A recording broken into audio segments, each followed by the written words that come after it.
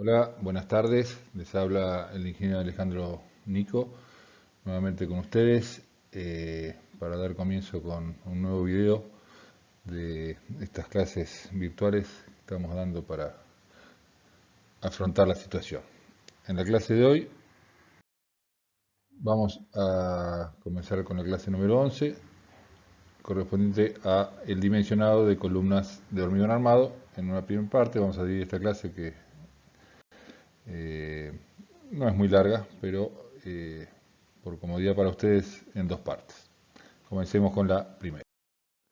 Como siempre, arrancamos con esta foto donde vemos una estructura de hormigón armado con los distintos elementos que la componen, arrancando de arriba hacia abajo en el sentido de las cargas. El primer elemento son las losas, que lo vimos ya hace unas cuantas clases atrás.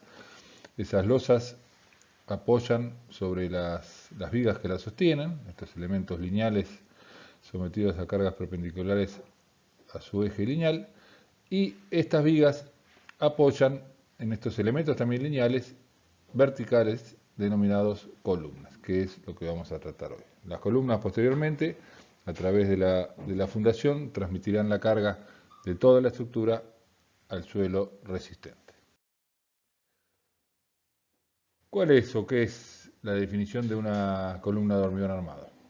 Bueno, como lo dice ahí la filmina o la diapositiva, las columnas de hormigón armado son elementos lineales donde una de sus dimensiones, la altura, es mucho mayor que las otras dos y que en la generalidad de los casos trabajan a la compresión simple. Acá siempre les hago este comentario. Fíjense la primera parte de la definición, la que se refiere a elementos lineales donde una de sus dimensiones, la altura, es mucho mayor que las otras dos. ¿Les recuerda algo esta definición? Algo que hemos visto hace relativamente poco. Bueno, esperaría en una clase presencial algún comentario de parte de ustedes, pero como no lo pueden hacer, se lo respondo yo. Esto es muy parecido o exactamente la misma definición en parte de lo que era una viga. La viga también es un elemento lineal, longilíneo si se quiere, donde una de las dimensiones, en aquel caso era el largo, acá es la altura, era mucho mayor que las otras dos. La diferencia principal está generado en esta última frase, que las columnas en la generalidad de los casos trabajan a compresión simple, es decir, trabajan con una carga axil. En cambio, las vigas, que tienen la parte geométrica de la misma forma que las columnas, lo hacen con cargas perpendiculares a su eje, los que la someten a flexión y a corte. O sea que el comportamiento estructural resistente de las columnas es totalmente diferente al de las vigas. Las vigas y losas sometidas a flexión, a M, y Q. Las columnas al N, el esfuerzo axil de compresión. Acá hay un comentario anecdótico o agregado, mejor dicho. Ojo, que pueden verse sometidas a esfuerzos de tracción por flexión, por excentricidad de las cargas u otros esfuerzos. Esto que por ahora parece chino básico, lo vamos a desarrollar a lo largo de estas dos clases, así que no vale la pena detenerme mucho en esto, pero bueno, el pandeo, todos más o menos sabemos lo que es el pandeo. El pandeo es ese flexionarse de los elementos sometidos a compresión. Hagan una prueba con un papel, una hoja de papel, traten de traccionarla, tirándola, no pasa nada, o sea, no pasa nada. La hoja queda como está, alargada y tratando de romperse en la dirección del tirón. En cambio, si ustedes la comprimen, la quieren comprimir, obviamente ese papel se va a flexionar, se va a curvar, y eso no es más ni menos que el pandeo. Lo que uno nota en una hoja, porque es un elemento muy fino, muy delgado, que inmediatamente reacciona, también ocurre en las columnas de hormigón y de cualquier otro material. Y entonces, esas columnas que aparentemente están sometidas solo a compresión, también están sometidas a pandeo. Ahora en un ratito vamos a entrar en ese tema y nos va a llevar casi toda esta primera clase. Bueno, acá tenemos un esquema en planta y en corte de lo que es una columna de hormigón armado y sus elementos principales. Acá tenemos una sección de hormigón, B por B en este caso, o BX por BI si fuese. En su interior tenemos lo que llamamos armadura longitudinal principal, que son en este caso 4 varillas de hierro que van de arriba hacia abajo. Acá estamos viendo la sección transversal de las 4 balizas de hierro. Pueden tener 4, 6, 8, lo que indique el cálculo y dimensionado. Aparte de esto, de este hierro principal, tenemos unos hierros estribos, situados cada una cierta distancia. Estos estribos, a diferencia de las vigas, que en los estribos, en las vigas, perdón, los estribos tenían la función de absorber los esfuerzos de corte, en este caso tienen un esfuerzo más bien constructivo y no tan relevante como en las vigas. Pero siempre tiene que estar, ahora lo vamos a ver. Bien, la armadura de las, cuando me refiero a la armadura, en este caso me refiero a la armadura longitudinal de las columnas de hormigón armado, tienen dos funciones principales. Acá tenemos una foto donde más o menos se repite lo que vimos en el esquema anterior, las barras longitudinales, los estribos. Esto es el encofrado que después cuando se vuelque el hormigón dentro de él va a dar lugar a la columna de hormigón armado. Le decía que la armadura tiene dos funciones principales. Por un lado, absorber eventuales tracciones que el hormigón no es capaz de soportar, producto de fricciones, valga la redundancia, no sé si la vale, producto de excentricidades y pandeo. Con las columnas pasa algo curioso. La columna en principio es un elemento sometido a compresión simple. Yo les vengo diciendo de que comenzamos estas clases que el hormigón es un buen material para resistir las compresiones, no las tracciones, correcto. Entonces, podría ser, a alguien se le podría ocurrir, de hacer una columna solamente de hormigón, sin poner la armadura. Pero ¿qué ocurre? A raíz de estas flexiones que pueden y ocurren, porque lo de puede pareciera ser una cosa que media extraña, no, siempre pasa, las columnas, por más que uno no quiera, siempre van a tener pequeñas o grandes flexiones. Entonces, estas flexiones, producto de las excentricidades y el pandeo, ¿qué hace? Genera, como generaba en las vigas, porque las vigas están sometidas directamente a flexión, generan tracciones y compresiones. Y ahí sí que el hormigón no puede colaborar con la tracción y se puede producir una rotura por tracción producto de flexiones debidas al pandeo y a excentricidades de la carga. Una excentricidad de una carga es cuando la carga no está aplicada justamente en el centro de la sección de la columna, sino a una cierta distancia, menor o mayor, que produce que una compresión, como estamos pensando, más una flexión. Ese es uno de los motivos. Y el otro motivo, que lo mencionamos también en las vigas, que a pesar de que en las vigas sí o sí el hierro es necesario por el tema de las tracciones que se originan en la flexión, hay otro tema que también lo venimos hablando desde losas y vigas, y es la fragilidad del hormigón y la ductilidad del acero. Les recuerdo que esos dos conceptos tienen que ver con la forma que tienen de romper cada uno de los materiales. El hormigón tiene una rotura que se llama frágil, o sea, da la sensación de resistente, pero cuando se rompe, lo rompe sin avisar. De golpe y sopetón, se rompe. En cambio, el acero, que por un lado es muchísimo más resistente que el hormigón, antes de romperse, tiene una gran deformación, un gran estiramiento que da tiempo y lugar a tomar medidas reparadoras o por lo menos huir debajo de lo que se esté deformando. Entonces, esas son las dos grandes funciones que tiene la armadura en la columna. A pesar de que parecería ser, alguno de ustedes, no sé si lo pensó, pero ¿cómo? Pero este Nico no dijo que el hormigón a compresión resiste y está diciendo que las columnas soportan compresión. ¿Por qué no hacemos todas las columnas de compresión? Bueno, por todas estas cosas que estamos mencionando recién. Bien, veamos las diversas formas o distintas formas que pueden tener las secciones de las columnas que vamos a utilizar en nuestro proyecto arquitectónico. Están las clásicas columnas cuadradas, columnas redondas, columnas rectangulares y diversas formas, todas las que a ustedes se les pueda ocurrir.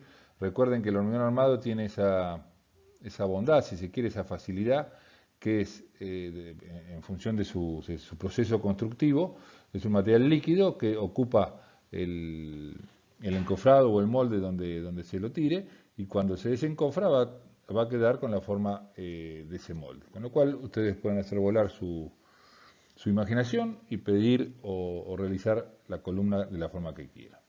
Hay, sin embargo, dos o tres condicionamientos, sobre todo el espesor mínimo, el tamaño, la dimensión mínima de la columna, 20 por 20 las cuadradas, 20 por lo que sea en las rectangulares, pero nunca menos de 20, B mínimo 20.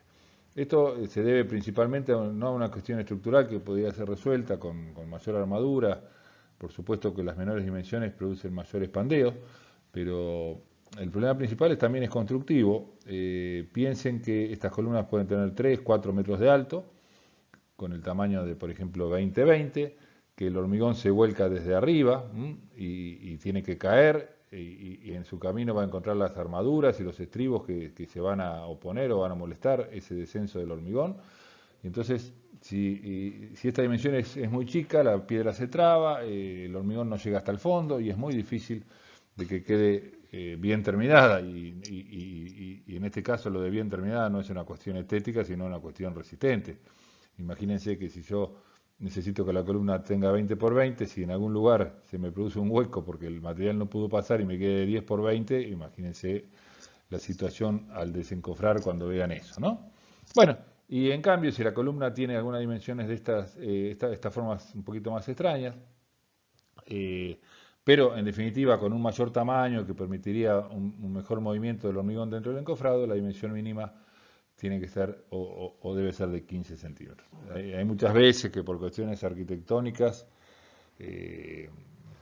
estéticas o funcionales, o por lo que sea, el arquitecto o el profesional quiere hacer una columna de 10, 12, les recomiendo que la eviten porque les va a traer dolores de cabeza. Bueno, hay que tener una precaución con el uso de piedras chicas dentro del hormigón. Y bueno, veamos acá algunos ejemplos. Acá tenemos una columna redonda, realizada con moldes metálicos, en tres tramos, en tres moldes. Esto se hormigó todo junto, por supuesto. Acá tenemos la armadura principal, los estribos. Acá tenemos columnas cuadradas o rectangulares. Noten un pequeño detalle, yo se lo voy a marcar en la columna, pero acá también se ve. Este es un detalle meramente constructivo y que no siempre se hace, es colocar en el encofrado una media caña, se llama, es un triangulito, una madera en forma de triángulo a lo largo del elemento, que mata el borde vivo, que siempre trae problemas de golpes. Acá también se ve en este balcón, acá alcanza a verse esto, pero bueno, no tiene nada que ver, me entusiasmé nada más que para entusiasmarlo un poquito a ustedes y no crean que todo es teoría en la viña del hormigón armado. Acá tenemos otras imágenes, las columnas desencofradas, la anterior estaba encofrada, acá tenemos la armadura preparada, esta de acá que estoy marcando con el láser, preparada para su encofre, y el armado del encofrado y después su posterior llenado. Y estas ya fueron hormigonadas en días anteriores. Y acá tenemos una situación particular que la van a desarrollar más en detalle el año que viene, en el nivel 3 de la materia, que son estructuras premoldeadas. Esto que ven acá obviamente es una columna, esto es una viga. Estos elementos se realizaban en una fábrica, sobre el piso, sobre mesas de curado y vibrado, etcétera, etcétera, y traídas en camión hasta la obra, se izan con estas grúas. Esto se coloca dentro de una base, acá esto me tapa esta parte, pero las columnas se colocan dentro de una base que tiene un agujero especial para que caiga, se la calza y bueno, y después se van poniendo las vigas y después se van poniendo acá al fondo tenemos las losetas que van a terminar ejecutando la estructura de una forma muchísimo más rápida que si fuese realizada in situ. Bien, vamos a ver ahora un tema que, como verán el título, y me refiero no a lo que dice acá pandeo, sino a repaso, es un tema que lo han visto el año pasado en Estructuras 1, porque el pandeo no es un problema del hormigón armado. El pandeo es un problema de cualquier material. El hierro solo pandea, la madera sola pandea, todo pandea cuando está sometido a una fuerza de compresión. Y ustedes, como el año pasado vieron en Estructuras 1, estructuras metálicas y de madera, también vieron pandeo, y si no recuerdo mal, esa clase se la di yo. Digo si no recuerdo porque habitualmente lo doy yo, pero el año pasado no me acuerdo si fue así. Bien. Bueno, dejando de lado la suspicacia del repaso, vamos a titular el pandeo. Acá tenemos una clásica foto de una construcción griega donde vemos estas grandes columnas, más allá de cuestiones estéticas, que no soy el especialista ni mucho menos, y menos arquitectónica. Fíjense el gran tamaño de las columnas. Insisto, no quiero decir que ese tamaño no se deba a cuestiones arquitectónicas, pero lo que estoy seguro que también se debe a cuestiones estructurales, porque los griegos no le ponían hierro a la piedra, esto es de piedra, no es de hormigón por supuesto. Entonces, estas grandes columnas que no tenían mucha carga más allá de su peso propio, sí tenían una gran tentación de pandear, porque son muy altas. Entonces, para que ese elemento, imagínense un escarbadiente comprimido, tiende a romperse por flexión. Ocurre una flexión indirecta como la que está marcada en esta foto. Fíjense, este es el elemento que representa a la columna, a esta o a cualquier columna, el elemento antes de la compresión. Cuando yo comprimo, quiero apretar el elemento a la columna, en este caso, no es una viga, es una columna. Cuando hago esto, así como les daba el ejemplo del papel hoy, la columna, aparte de querer achicarse y comprimirse, tiende a flexionarse. Porque este punto está fijo, acá abajo en el piso, este punto está fijo, es donde se aplica la carga, y tiende a flexionarse. Entonces, la columna que estaba sometida a compresión pura tiende a tener fibras que se quieren estirar o traccionarlas de este lado. Imagínense esta curvatura, tiende a traccionarse, y esta tiende a comprimirse. Entonces esta columna en su principio, cuando arranca la carga, ya tiende a pandear. Esto produce lo que se llama una excentricidad. La carga que está en el centro de la sección, cuando llega a este punto, porque la carga no hace así,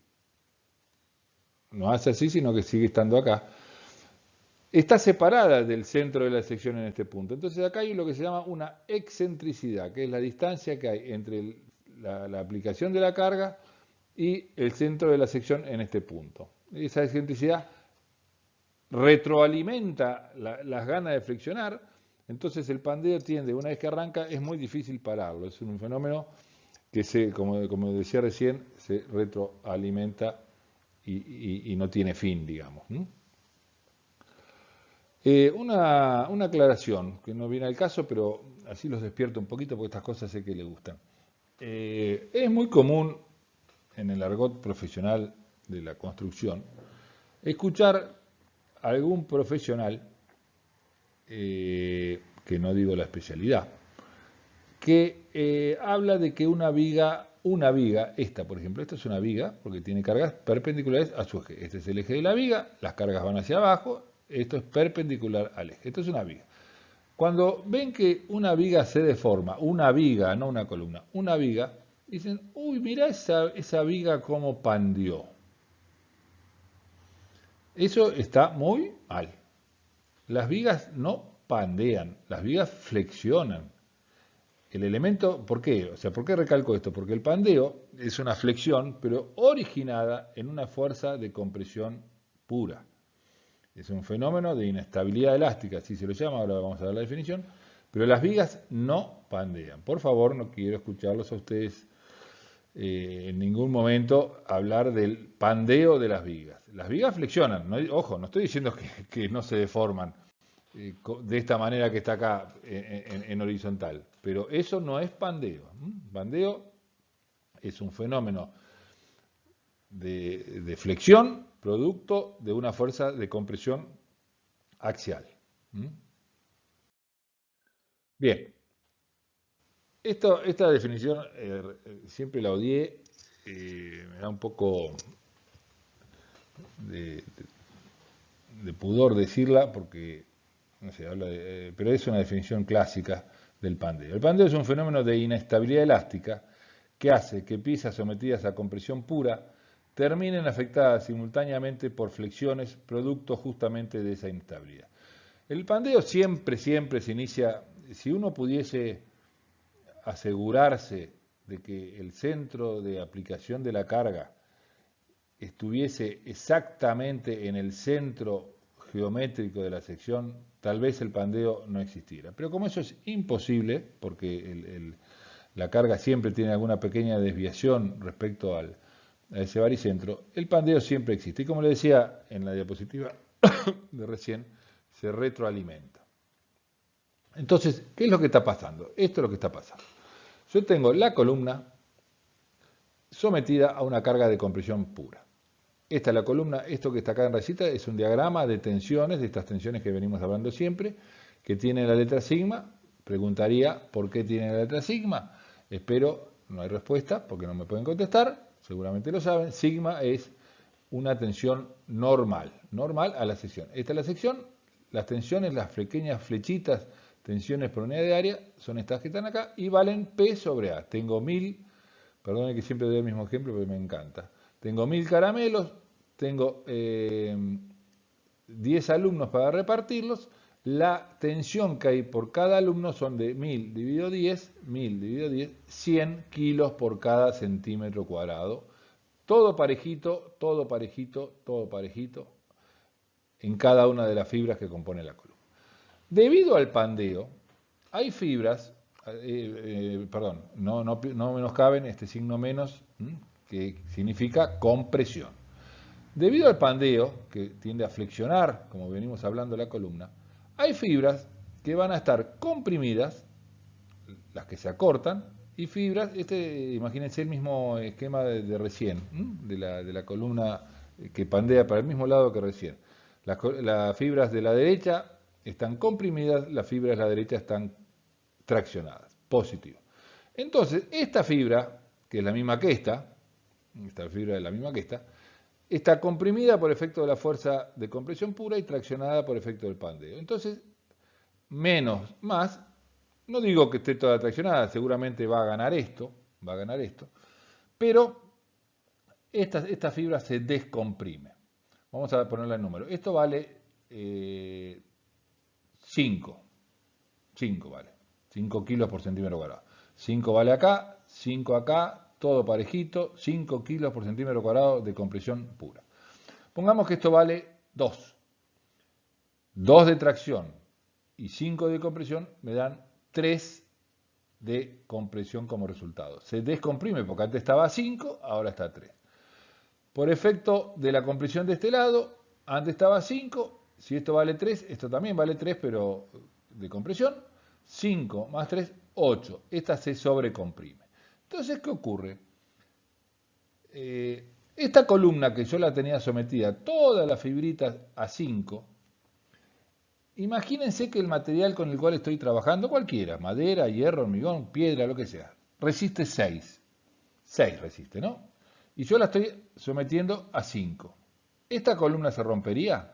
Respuesta, no. ¿Por qué? Porque resiste hasta 6 kilos cada centímetro cuadrado y usted la está afectando de 5. Como 5 menor que 6, esta columna no se rompe.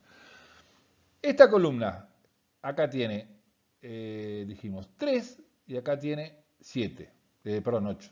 8. 5 más 3, 8. Esta columna tiene 8. ¿Esta columna se rompe? Sí, se rompe. ¿Por qué? Porque esta fibra tiene 8 de kilos por centímetro cuadrado de tensión de trabajo, como le llamábamos, y el material rompe a 5. Entonces, esto se rompe. Alguien dice, sí, pero acá está requete bien. Porque esto es menos que... Sí, pero no me importa. Las cosas rompen donde quieren romper o donde uno las somete más a la carga, no donde uno quisiera que rompan. Entonces, esta columna va a romper. Para que no rompa, ¿qué tengo que hacer? Hacer una columna más grande que esta por culpa del pandeo. Entonces, Resumamos, parte de las fibras están más comprimidas que por el efecto único de la compresión pura, estas de acá. Entonces, el pandeo ocasionará mayor necesidad de material que si no existiera el pandeo. O sea, una columna de hormigón armado tiene su tamaño, que ustedes le ven cuando vean una columna de hormigón armado, porque está soportando la compresión pura más el efecto provocativo o negativo del pandeo. Y por esto se los traigo hacia adelante para que no se lo... Bueno, veamos los factores para entender cómo vamos a dimensionar esta columna. Vamos a ver los factores que afectan el pandeo. Son varios. La altura de la columna, que afectan quiere decir que provocan más pandeo que cuanto más grande o más chico es el factor. La altura, vamos a ver caso por caso, pero no me detengo ahora, después lo vemos cada uno. Momento de inercia de la sección, la forma que tenga la sección, en otras palabras. La esbeltez, que no me adelanto, vamos a ver después en un ratito qué significa esbeltez. Ya sabemos lo que es esbeltez, ustedes no me conocen, pero yo soy esbelto. ¿Por qué soy esbelto? Porque soy alto y flaco. Ese concepto es lo mismo, vale lo mismo para estas columnas. Las condiciones de apoyo de la columna, cómo está soportada, agarrada o fijada arriba y abajo, también condiciona la esbeltez. Me faltó en el punto anterior, que en este caso no hice hincapié, es el material. Los materiales más elásticos pandean más que los materiales menos elásticos. Acá no lo puse porque estoy hablando del hormigón armado y el hormigón armado es un único material. Si uno estuviese dando esta clase de pandeo genéricamente para cualquier material, ahí tendría que haber agregado yo que también depende del material. Bien, vamos a ver cómo incide el alto. Tengo dos columnas sometidas a la misma carga, P. Las columnas son iguales, 20 por 20, 20 por 20 las dos, pero esta tiene más alto que esta. Yo pregunto siempre en las clases presenciales cuál de las dos columnas va a pandear más, la A y la B. En esta casi siempre la mayoría tiene razón y la minoría no es que no tenga razón, sino que no contesta, pero tal vez por su timidez, digamos. Pero en general, el tema es que cuál de las dos pandea más. Si el pandeo no existiera, ambas precisarían la misma sección o igual cantidad de material para soportar la carga. Pero por efecto de pandeo, la columna más alta requerirá más material. Estas columnas, si tienen la misma carga y esta más alta que esta va a tener que ser más grande de sección que esta. ¿Por qué? Porque el pandeo afecta a las columnas o el elemento más alto. Ahí ya tenemos un factor. Momento de inercia. Momento de inercia, ustedes ya lo han visto el año pasado, en estructuras 1, está relacionado no con el área que tenga la sección, sino con la forma de que está distribuida ese área. Acá tenemos una columna de 30 por 30, que tiene un área de 900, 30 por 30 son 900, y acá tenemos otra columna que tiene en particular el mismo área. Esto lo puse a propósito para mostrar qué es lo que incide y qué es lo que no incide. 20 por 45 también son 90. Yo pregunto, a ver si tengo la preguntita acá, sí. ¿Cuál de las dos columnas sufrirá más el pandeo a pesar que ambas tienen el mismo área? Igual pesos. Quiere decir esto, igual peso es una manera de decir, la mayoría de los materiales se cobran por su peso. Y el peso depende del área, así que las dos salen lo mismo. Tienen la misma altura, pero una tiene mayor área que otra. Perdón, el área es la misma, tienen distintas formas. Bueno, pregunto, la respuesta es que la que va a sufrir más el pandeo es la de 20 por 45. ¿Por qué? Porque si bien el área es la misma, y si bien tiene un lado más largo que la otra de 30 por 30, porque 45 ya sé que es más grande que 30, tiene un lado menor. Y el pandeo elige para dónde pandear, elige donde encuentra menor resistencia, que es el lado de los 20. Entonces no me importa que tenga 45, porque al tener 20 el pandeo va a buscar ese lado. Es lo mismo que decimos porque un tirante para un techo no tiene nada que ver con esto, porque esto es compresión y el tirante es flexión. Pero ¿por qué el tirante lo ponemos parado y no acostado cuando lo ponemos como una viga? Porque tiene menor momento de inercia en un sentido que en otro. Acá pasa exactamente lo mismo. La columna B tiene un menor momento de inercia. Entonces, otro factor que incide sobre el efecto del pandeo es el momento de inercia. El pandeo termina curvando la pieza tal como si actuara un momento flector, ¿se acuerdan? La característica geométrica que se opone a un momento flector es el módulo resistente o el momento de inercia, J. Si una columna tiene un lado menor que el otro, buscará pandear en el sentido más débil. Es como el ejemplo del papel, prueben de vuelta con el papel. El papel tiene dos sentidos, tiene un sentido muy débil, que es el sentido del espesor, y después tiene un sentido muchísimo más grande. Imagínense el papel como está acá, tiene los 20 es un micrón, que es el espesor del papel, y los 45 es los 15 centímetros que tiene de ancho la hoja. Si ustedes la flexionan, no va a flexionar alrededor de los 15, va a flexionar alrededor de los micrones de espesor. Bien, este es el tema que les quería comentar de la esbeltez, ¿no? Acá hay dos columnas que tienen estas particularidades. Esta es más alta, pero no sé si alcanzan a ver que la sección también es más grande. La sección o el momento de inercia es más grande en este caso que en este. Pero esta es más corta. Entonces yo pregunto, yo siempre digo en broma, que esta es una pregunta que me da muchos resultados cuando la hago presencial. ¿Por qué? Porque pregunto, la columna A tiene mayor altura, pero también tiene mayor momento de inercia, o radio de giro que la B. Acá menciono el radio de giro, dicho sea de paso, el radio de giro es una propiedad geométrica de la sección que involucra momento de inercia con el área, etcétera, etcétera, que tienen que ver con el pandeo. En un ratito vamos a ver que al momento de inercia le cambiamos el nombre, aunque son cosas distintas, por radio de giro. Entonces lo que incide exactamente sobre el pandeo es el radio de giro.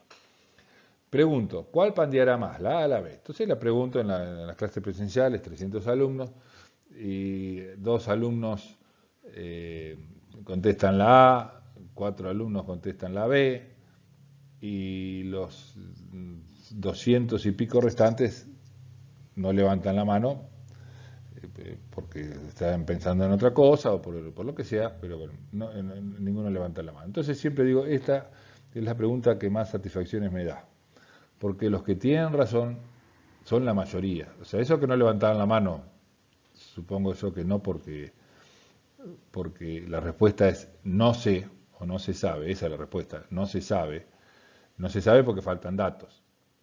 Porque justamente acá se contraponen dos factores, un factor que es la altura que provoca más pandeo y un factor que es menor momento de inercia que provoca más pandeo. Entonces, ¿cuál de las dos sufre más el pandeo? Y la respuesta es la que tenga mayor esbeltez. Perdón. Esto es la que tenga menor esbeltez. Ahora lo voy a corregir. En la diapositiva lo van a ver correctamente después. Esto es la que tenga menor esbeltez.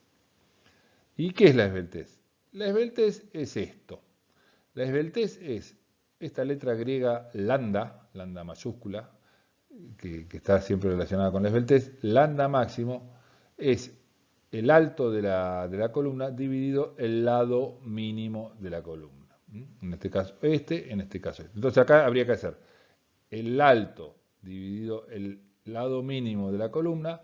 En un caso me va a dar una esbeltez.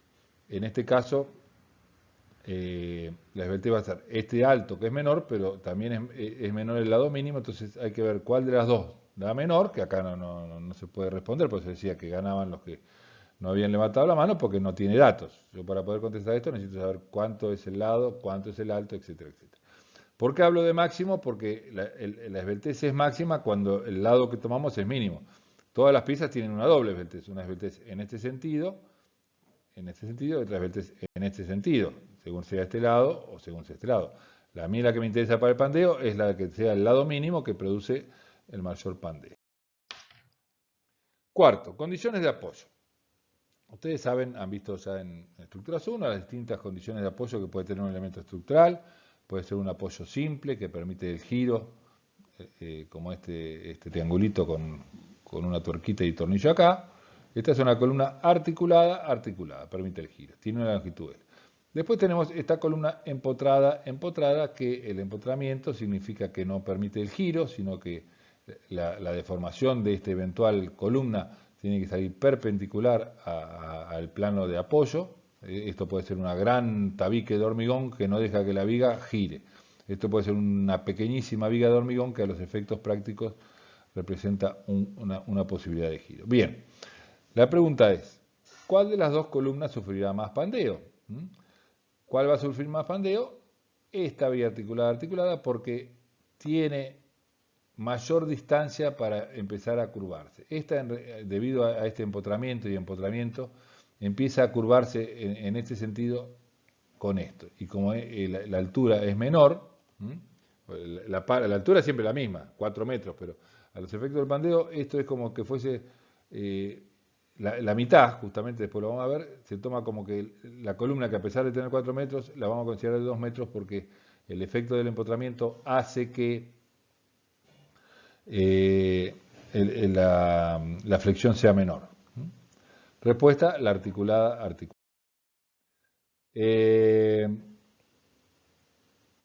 Entonces vamos a aplicar un pequeño truco para tener en cuenta este asunto de las condiciones de apoyo y ver cómo lo vamos a poder, porque todo esto va a terminar en algún momento con que tenemos que ver de qué manera el pandeo nos afecta en nuestro dimensionado.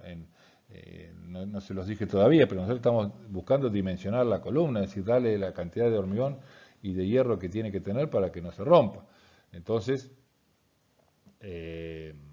necesitamos saber en todo ese recorrido qué efecto tiene el pandeo. Entonces, si las condiciones de apoyo inciden, vamos a hacer un pequeño truco que significa lo siguiente. La luz de cálculo a los efectos del pandeo, por eso se llama luz de cálculo, es igual a la luz real, o sea, la altura de la columna, por un coeficiente C que depende de las condiciones de apoyo. Y acá tenemos las 4 condiciones posibles de apoyo y sus valores de C. En el caso articulado, decimos que C es igual a 1 y por lo tanto la longitud de cálculo es igual a la longitud real. Si esta columna mide 4 metros, a los efectos del pandeo, cuando veamos, todavía no vimos el cálculo del pandeo, a los efectos del pandeo la vamos a suponer de 4 metros. En cambio, vamos a esta, después miramos estos casos distintos, esta la vimos recién también, empotrada, ¿se acuerdan que les dije que el empotramiento hace disminuir el efecto del pandeo, justamente por la curva y contracurva que tienen acá? El coeficiente es 0,5 y la luz de pandeo es 0, la luz de cálculo o luz de pandeo es la mitad de la luz real. O sea que si esto mide 4, ahora la luz de cálculo para nuestro efecto de pandeo va a ser de 4 por 0,5, 2. Y después tenemos dos situaciones particulares, una columna empotrada abajo, imagínense por una gran fundación que le provoca un empotramiento, es decir, que esto no puede pensar ni en girar porque es tan grande la rigidez del elemento inferior que esto sale sí o sí de esta manera, y un articulado acá. Esto va a ser una situación intermedia entre esta, que es la peor de estas tres, y esta, la empotrada que disminuye el pandeo. El K es 0,7 aproximadamente, entonces tenemos que si la luz es 4 por 0,7, la luz de cálculo es 2,8. O sea, es como que la columna mide 4, pero a los efectos del pandeo vamos a suponer que está midiendo 2,8. Y finalmente el caso más perjudicado del pandeo es la empotrada libre. Imagínense una columna de un tanque, la columna abajo tiene que estar empotrada, sí o sí, porque tiene que restringir las 3 condiciones de los 3 grados de libertad, si no empezaría a girar o a irse para arriba o para los costados. Entonces, producto del peso del tanque, esto va a tender a pandear, y en este caso el K vale 2. O sea que si esta columna vale 4, a los efectos de tenerla en cuenta en el dimensionado por culpa del pandeo, 2 por 4 igual a 8. Vamos a hacerlo como si la columna tuviese. Bien, ¿cómo hacemos para dimensionar un elemento al pandeo? Hay varias maneras. Por supuesto, las más precisas son las más complicadas, las más fáciles son las más sencillas. La complicada, se basa en calcular el momento flector que genera el pandeo de alguna manera, en base a todas estas cuestiones que estuvimos viendo recién y los factores que inciden sobre él, y dimensionar la columna a flexocompresión. Flexocompresión quiere decir, es un elemento que está sometido a compresión, como su nombre lo indica, compresión pura, y aparte a flexión. ¿Qué es lo que ocurre con las columnas sometidas a pandeo? Las columnas están sometidas a flexocompresión. Uno quisiera o quiere o piensa que la columna está solamente comprimida.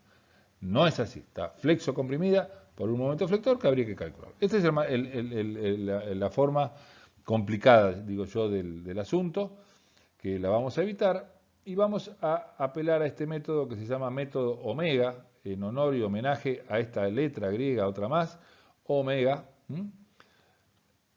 que consiste en agrandar o mayorar ficticiamente la carga actuante n mediante un coeficiente omega que deberá tener en cuenta todos los factores recién vistos que inciden sobre el pandeo. O sea, la idea es la siguiente. Resumiendo, ahora lo vamos a desarrollar un poquito más.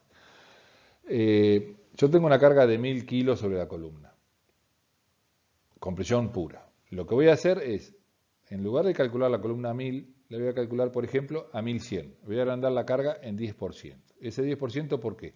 Por culpa del pandeo. Entonces, la sigo calculando a compresión pura, pero agrandada la carga. Entonces, ese 10%, que puede ser 20, que puede ser 5, que puede ser lo que sea, debe ser un factor, es el factor omega, que tiene que tener en cuenta todas las variables que estuvimos viendo acerca del pandeo, que eran, ¿se acuerdan? El alto de la columna, el momento de inercia o lado mínimo de la columna, ambos relacionados por un solo valor, que es la esbeltez lambda, y las condiciones de apoyo. Entonces, omega debe ser función de la altura, del momento de inercia, de la esbeltez, que es una mezcla de estos dos factores juntos, y de las condiciones de apoyo. Donde la esbeltez es el lado... perdón, esto me había olvidado decirle. La esbeltez es LC, no es la luz real, no son los 4 metros que tiene la columna, sino los 4 metros afectados por el coeficiente que le corresponda por la condición de apoyo. Vamos a ver un poquito, esto lo van a ver en la práctica. Esta es una tabla utilizada para el hormigón. El acero tiene otra tabla, la madera tiene otra tabla. Es una tabla que en función de la esbeltez medida como la luz de cálculo dividido el ancho mínimo de la columna, me da el coeficiente omega.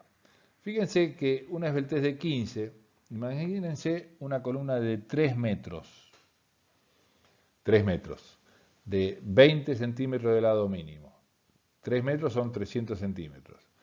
300 dividido 20 son 15. O sea que esta es una columna normal. 3 metros de alto es la altura normal de un entrepiso. Por supuesto que si es un teatro o un aeropuerto, las luces, las alturas de las columnas son mucho mayores, pero en general son 3 metros. Esto lo estoy diciendo para que vean lo que viene. El lado mínimo, les dije, el lado mínimo de la columna, 20. Entonces tenemos 300 dividido 20, 15. ¿Cuánto es el omega? 1. ¿Qué quiere decir esto en otras palabras? El omega es 1, o sea que yo a la carga que realmente tengo, a los 1000 kilos que le mencioné recién como ejemplo, la multiplico por 1, voy a tener nuevamente 1000. O sea que para ese tipo de columnas con esbeltez de 15 o menor, el pandeo no incide y no lo tenemos en cuenta. Y después, a medida que aumenta la esbeltez, por supuesto, aumenta el omega. Una columna que tenga una esbeltez de 40, que sería una columna altísima con un lado mínimo muy chico, tendría un omega 3. O sea que si yo la columna tiene 1000 kilos, la voy a calcular como si tuviese 1000 por 3, 3000 kilos. Eso es el método. Para ir terminando esta clase, esta primera clase de columnas, un pequeño comentario respecto a la luz de pandeo. Estuve viendo esta diapositiva hoy antes de comenzar la clase, así como está escrito, es bastante complicadito. La voy a leer y espero aclararla finalmente con la foto que sigue, pero les leo lo que dice acá. El elemento, la columna, le traduzco, el elemento de la columna puede tener distintas alturas de pandeo según los ejes X y Y. Una columna, como le venía diciendo recién, puede ser de 20 por 40. O sea que tiene un lado mínimo de 20 y un lado mínimo de 40. Esa columna, en condiciones normales, nosotros vamos a considerar que pandea alrededor de los 20 centímetros. Pero puede ocurrir con una columna, y por eso ahora con la foto creo que se van a terminar de dar cuenta, puede ser que una columna tenga una altura en un sentido y otra altura en otro. Esto es lo raro de imaginarse si no le hago el esquema. Entonces, cuando eso ocurre, cuando una columna tiene un sentido en el sentido X y otro en el sentido Y, o sea, bueno, ahora le muestro la foto. Por ello, y en estos casos debe verificarse el pandeo en las dos situaciones posibles, porque en un lado vamos a tener una altura grande con un momento de inercia también grande y en la otra una columna chica o más baja. Es la misma columna, pero por cuestiones de apoyo que vamos a ver ahora, y ya se la muestro. Es esta situación. Esta foto me viene como anillo al dedo. Acá tengo una columna, que acá abajo está el piso, y acá arriba ya tengo elementos que la restringen en este sentido. En este sentido tengo cada 3 metros una restricción. O sea que esta columna, en el sentido corto, este de acá, la luz de pandeo va a ser los 3 metros, el LX. ¿Por qué? Porque en este sentido va a pandear desde acá hasta acá. En cambio, en el sentido del Y, el pandeo lo va a dar esta altura, desde el piso hasta acá arriba. ¿Por qué? Porque acá no tengo una columna que trabe o que rigidice a esta columna en este sentido. O sea que esta columna va a pandear acá y va a curvarse acá, síganme la flexión y me estoy acercando al punto. En cambio, esta columna, en este sentido, va a pandear acá, así, esto se va a venir para este lado, para adelante, y acá. Entonces, esto hay que verificar el pandeo con este largo y con este ancho, y con este alto y con este ancho. Eso para terminar. Bueno, hasta acá llegamos con esta primera parte de las columnas de hormigón armado. Nos vemos en el próximo video, que va a ser cuando ustedes quieran y tengan ganas.